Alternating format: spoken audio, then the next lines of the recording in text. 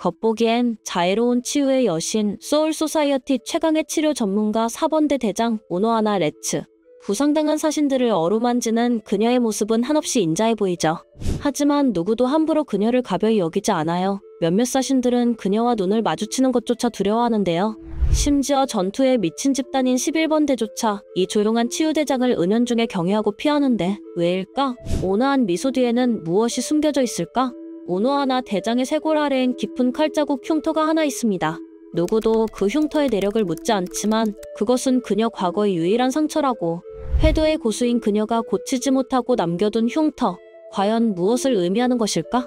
마치 봉인된 비밀처럼 그녀의 과거를 암시하는 상처는 우리가 알고 있던 오노하나의 이미지와는 사뭇 다른 모습. 이제 그 숨겨진 진실을 하나씩 파헤쳐 볼게요. 자애로운 모습 뒤 숨겨진 피로 쓰인 과거를 따라가 보겠습니다. 소울소사이어티에서 켄파치란 이름은 단순한 호칭이 아닙니다. 한 세대에 오직 한 명, 가장 강한 사신에게만 주어진 특별한 칭호지만 단지 강함만을 상징하는 것은 아니었어요. 누구보다 많은 적을 배워왔으며 아무리 배워도 쓰러지지 않는 자를 뜻하는데 전투에 미쳐버린 최강자를 지칭하는 이름이며 언제나 칼부림을 갈망하는 영혼이었던 것이죠. 칭호를 계승하려면 반드시 전임자를 죽여야 한다는 철칙이 따랐는데요. 켄파치를 쓰러뜨린 자만이 새로운 켄파치가 될 자격을 얻었죠. 피로 쓰인 엄격한 계승법, 수백 년간 이어져 내려온 11번대의 전통입니다. 실제로 지금까지 총 11명의 켄파치가 있었는데 잔혹한 전통엔 커다란 단 한 가지 의문점이 존재하죠. 11대까지 켄파치가 있었다고는 하지만 첫 번째 켄파치는 그 누구에게도 패배한 적이 없었다는 사실이었어요. 그렇다면 2대 켄파치는 누구를 죽이고 이름을 계승한 것일까? 해당 수수께끼는 뒤로 하고 우선 우리는 아무도 쓰러뜨리지 못했던 최초의 켄파치가 누구였는지 알아야만 합니다. 지금으로부터 아득한 1000년 전의 소울소사이어티, 평화로운 윤리가 자리잡기 전이었어요. 세상은 혼란과 전쟁 속에 있었죠. 정의보다는 절대적인 힘이 필요했던 시대. 야마모토는 소울소사이어티를 지키기 위해 냉혹한 선택을 하는데요. 가장 위험하고 흉악한 자들을 모아 초대 호정 13대를 결성한 것이죠. 13인의 악귀 중에서도 가장 악명 높았던 자가 있었으니 그녀의 이름은 바로 야치로. 가장 극악무도한 범죄자로 불렸을 만큼 잔혹한 존재였습니다. 검은 머리칼과 새하얀 사신의 상에 피를 흠뻑 적시며 언제나 그녀는 강자와의 싸움을 찾아 헤맸습니다. 사람들은 그녀를 두려워하며 검의 마귀할멈이란 뜻의 켄파치노 오니바바라 불렀죠. 그런 야치로를 야마모토는 호정대의 대장으로 회유하는데요. 그녀는 기꺼이 받아들여 11번대를 세우고 초대대장이 되었죠. 최초의 켄파치가 탄생한 순간이에요. 그녀의 별명이 켄파치노였던 탓인지 가장 강한 자를 켄파치라 칭했는지는 확실히 밝혀진 것은 없지만 악명만큼이나 실력도 흉악한 전투광이었죠. 실제로 1000년 전 벌어진 퀸시와의 전쟁에서 그들을 학살하며 무시무시한 전공을 세우는데요. 목숨을 건 전투는 곧 삶의 목적, 기쁨, 쾌락이었습니다. 하지만 너무나 강했기에 점차 싸움에서 희열을 느끼지 못하게 되는데요. 자신을 위협할 적수가 없다는 것은 크나큰 공허함을 가져다 주었죠. 절정의 쾌감을 선사하던 전장은 더 이상 찾아볼 수 없었습니다. 최강자의 숙명일까? 서서히 싸움의 흥미를 잃어갔죠. 사륙의 갈증에 시달리던 야치로는 더 이상 검이 기뻐할 전투를 찾지 못한다면 이젠 무엇을 해야 하는 것인지 내면으로부터 알 수 없는 무언가가 꿈틀대기 시작했죠. 잔혹한 사륙자가 전투의 질을 잃게 됐다는 것. 그녀의 변화는 누구도 예상치 못한 방향으로 흘러갑니다.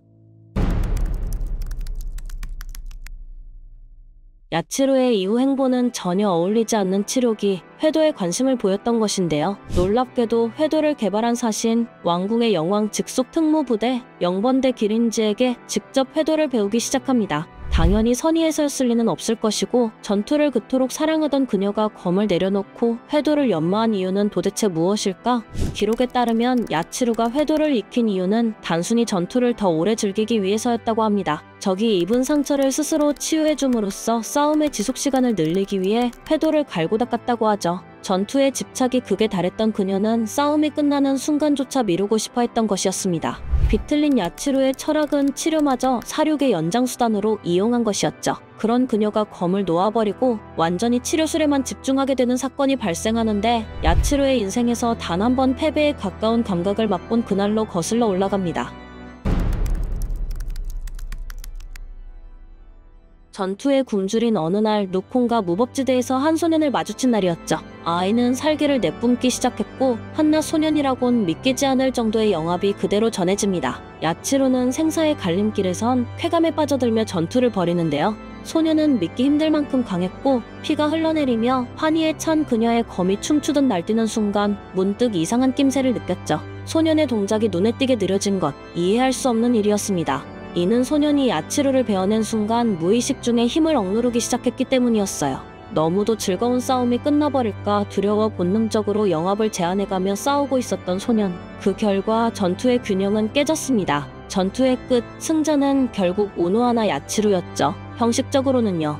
괴물 같은 잠재력을 가진 소년은 실력을 다 발휘하지 않고도 자신을 궁지로 몰았던 것. 야치로는 직감했습니다. 자신이 평생 찾아 헤매던 상대, 자신을 넘어설 자를 드디어 만났다고. 역설적인 점은 야치로가 너무 강했던 탓에 소년 또한 기나긴 전투를 위해 무의식적으로 스스로를 약화시켰던 것. 자신의 존재가 소년의 성장을 막았다는 사실을 자신이 건재하다면 진정한 차기 켄파치는 스스로의 힘을 온전히 펼칠 수 없을지도 모른다고. 이 순간 오노하나 레츠, 아니 오노하나 야치로는 운명을 직감합니다. 자신의 시대는 끝났고 새로운 켄파치에게 길을 열어주어야 할 때인 것을. 얼마 후 야치로는 돌연 대장 자리에서 물러납니다. 그리고 다시 그녀가 나타났을 때 전혀 다른 모습이 되어 있었죠. 살기를 감춘 조용한 눈빛, 치유의 물고기 미나즈키를 품은 오노하나 레츠라는 이름의 4번대 대장. 사륙자의 흔적은 어디에도 없었고 모두가 알던 11번대의 전투강 야치로는 마치 유령처럼 잊혀져 갔습니다. 대신 오나하고 자애로운 레츠만이 남았어요. 오노하나가 11번대에서 4번대로 이동한 이유를 아는 이는 아무도 없었지만 운명의 밤이 남긴 영향이었으리라. 강한 자에 대한 갈망, 그리고 자신이 끼친 영향에 대한 책임감, 이 모든 것이 뒤섞인 차기 켄파치가 스스로 걸어버린 제한을 풀기 위한 준비였습니다. 그녀가 켄파치로 남아있는 한 본능적인 자라키의 억제는 풀리지 않으리라 생각했죠. 스스로의 부족함으로 인해 자라키가 걸린 억제를 풀리길 바라며 그날을 위해 물러나 과거를 지운 채 긴 세월을 보냅니다. 하지만 오노하나의 내면 깊숙한 곳에는 여전히 그날의 전투에 대한 집착과 갈망이 도사리고 있었고 강자와 칼을 맞댈 때 희열을 잊지 않고 있었다는 점. 그녀의 진짜 본성은 완전히 사라진 것이 아니라 자라키에 대한 속죄였습니다. 그렇기에 더욱 철저히 자제하며 가면을 쓰고 살아갔던 것이죠. 자라키의 제한이 풀리는 그날까지 말이에요.